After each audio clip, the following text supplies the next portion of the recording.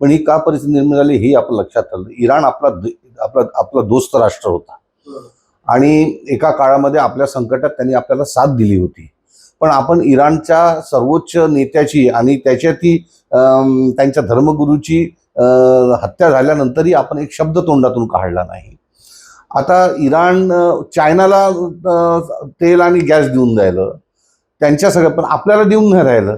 तर आपलं कुठेतरी त्याला एक काय म्हणतात विदेश नीती ही कुठेतरी मला वाटते चुकली. एक वेळ असा होता का आपले Pandit Jawaharlal Nehru, Indiraji Gandhi non aligned movement 108 देशाचं नेतृत्व करायचे आणि 108 देशाचे नेते आपल्याकडे मोठ्या आशेने पाहायचे की बा अशा जेव्हा दोन लॉबी होत्या, अमेरिका आणि रशिया यांच्या या कोल्ड वॉरमध्ये मध्ये आपण त्यांचं नेतृत्व केलं. आज आपण एक रोबोट सारखं झालेलो आहे. आपला रोबोट दिवसातून 4 वेळा 5 वेळा कपडे बदलतो, पण त्याचा जो हे आहे आपलं कंट्रोल, रिमोट कंट्रोल ते दुसऱ्या जगात आहे.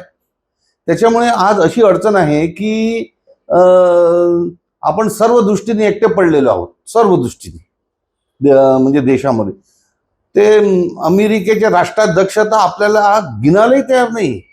म्हणजे त्यांच्या व्हाईट हाऊसमध्ये युक्रेनपासून सगळे राष्ट्राचे प्रमुख गेले, ते स्वतः त्यांना घ्यायला आले बाहेर, त्यांना सन्मानाने, आणि आपल्या पंतप्रधानांना त्यांनी त्यांच्याकडे पाहिलं सुद्धा नाही. हे का घडलं? कारण की आपल्या सगळ्या ज्या आहे विदेश नीती आहे, त्या सगळ्या विदेश नीती चुकलेल्या आहेत आणि आज त्याचे भोग आपण भोगत आहोत. येणाऱ्या काळामध्ये अजून वाईट परिस्थिती निर्माण होणार. आपण पाहिलं असेल की सगळे हॉटेल्सवाले आज त्यांचं, आणि हॉटेल्सवर आता जो माणूस एकटा राहतो, मुंबईला म्हणा, अमरावतीला राहणार, ज्याचं घर नाही, तो नोकरीच्या, त्याचं समजा हॉटेल बंद झालं तर त्याचं तर खाणं पिणं बंद होऊन जाईल. या सगळ्या गोष्टीची अंदाज आपण घ्यायला पाहिजे होता. पण नेहमीसारखं विश्वगुरू आणि आपल्या विश्वगुरूची काय परिस्थिती झाली हे तुम्ही आज देशात पाहता. अमरावती शहरामध्ये सुद्धा याचा परिणाम जाणवायला लागलेला आहे. सकाळपासून मोठ्या प्रमाणात हॉटेल बंद करण्यास अमरावतीमध्ये सुद्धा सुरुवात झाली. काय होणार ना, आता तर सुरुवात झालेली आहे. काही दिवसानंतर टाळे लागतील किंवा मग आपल्याला पुन्हा लाकडीच्या चुली, गोबर, शेणापासूनच्या गौऱ्या याच्यावर स्वयंपाक करावा लागणार आहे. आणि हे सगळं जे चूक झालेलं आहे हे आपण, मला असं वाटतं की आपण लवकरात लवकर दुरुस्त केलं पाहिजे, नाही तर मोठी वाईट परिस्थिती देशामध्ये निर्माण. बिलकुल झळणारच आहे. असं आहे की उद्याहून यांचे ड्रोन आणि यांची मिसाईल उद्याहून समजा या देशांच्या वर येऊन पडले आणि उद्याहून अणुयुद्ध जरा सुरू झालं तर मला वाटतं पुन्हा तिसरं महायुद्ध सुरू व्हायला वेळ लागणार नाही. संघर्षामध्ये भारताने कोणत्या प्रकारे भूमिका घ्यायला? मी सांगितलं ना, आपली परराष्ट्र नीती संपूर्ण चुकलेली आहे आणि एका काळी 108 देशाचं नेतृत्व करणाऱ्या महान देशाचे महान पंतप्रधान पंडित जवाहरलाल नेहरू, इंदिरा गांधी यांचा काय सन्मान होता हे आम्ही सगळ्या जगाने पाहिलं आहे. पण आज ती परिस्थिती नाही. सगळ्याच गोष्टी, तुम्ही जरा गॅस तुम्ही पाहिलं असेल, गॅस आणि एका पेट्रोल डिझेलचा शॉर्टेज जर सुरू झाला तर जीवनावश्यक वस्तू सुद्धा महाग होतील आणि एकंदर दृष्ट्या सगळ्याच गोष्टी महाग होणार आहेत. अर्थव्यवस्था तशी अर्थव्यवस्था अत्यंत, आपल्याला किती लाख कोटीचं कर्ज आपल्या देशावर आहे. आज येणाऱ्या काळामध्ये हे कर्ज अजून वाढेल आणि आपली जी अर्थव्यवस्था ती ढासळलेली दिसेल आणि याचा सगळ्यात जास्त मार गोरगरिबावर पडेल. इस्रायल आणि भारताची दोस्ती बघता भारताने इस्रायलला सपोर्ट करायला हवा.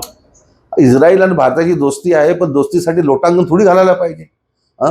ते इस्रायलवाले कोणत्या पद्धतीने सांगतात 140 कोटी लोक आमच्या सोबत. अरे तुम्ही कुठे, तुमचा काय संबंध? असा आहे की इस्रायलची एका प्रमाणात मैत्री केली असती तर पण तुम्ही इस्रायलचे बाटिक म्हणून समजा बाटिक म्हणून वागत असाल तर तुमची काही किंमत नाही देशामध्ये, जगामध्ये. या युद्धामध्ये भारतामध्ये राहणारे लोक सुरक्षा माहोल काही फरक पडेल? आज युद्ध तर आपल्या सीमेपर्यंत पोहोचणार नाही, पण उद्या तिसरं महायुद्ध जर सुरू झालं तर मग त्याच्यात भारतालाही गुरफटून जावं लागेल. आपल्याला असं वाटतं का भारत आणि केवळ आपल्या राष्ट्राचा हित बघण्याकरिता ध्यान द्यायला हवं. बिलकुल असं आहे. हे जे गोष्ट करतात राष्ट्रप्रथम राष्ट्रप्रथम, काही राष्ट्रप्रथम वगैरे नाही यांचं. यांचं कसं आहे, मी प्रथम, मग मी विश्वगुरु, माझी सगळी जरा हे करा, आरत्या ओवाळा. पण त्या विश्वगुरूची काय किंमत आहे जगामध्ये ती आता आपण पाहिलेली आहे. काय वाटतं समोरची परिस्थिती कशी राहील? परिस्थिती अजून कठीण होईल. हे युद्ध जर थांबलं नाही तर अजून परिस्थिती कठीण होईल आणि मग पुण्याच्या हातात मला वाटते परिस्थिती राहणार नाही आणि मला वाटते अनागोंदी प्रकार सुरू होऊन जातील आणि त्याचा सर्वात मोठी झळ हे गोरगरीब आणि गरीब जनतेला भोगावी लागेल. शेवटचा प्रश्न, काय करायला हवं यावेळेस सरकारने? सरकार असं आहे, सरकारने काय करायला हवं ते तुम्ही पाहताच आहे. सरकारने काय करू नये आपण त्यांना सांगितलं पाहिजे. काय करावं काहीच केलं नाही. काय करू नये आम्ही आता या काळामध्ये शांततेने जी परराष्ट्र नीती आपल्या पूर्वजांनी घालून ठेवली होती ती ती परराष्ट्र नीतीवर आपण पुन्हा जायला पाहिजे, जेणेकरून देशामध्ये देशाचा आपल्या भारताचा एक पुन्हा नावलौकिक होईल.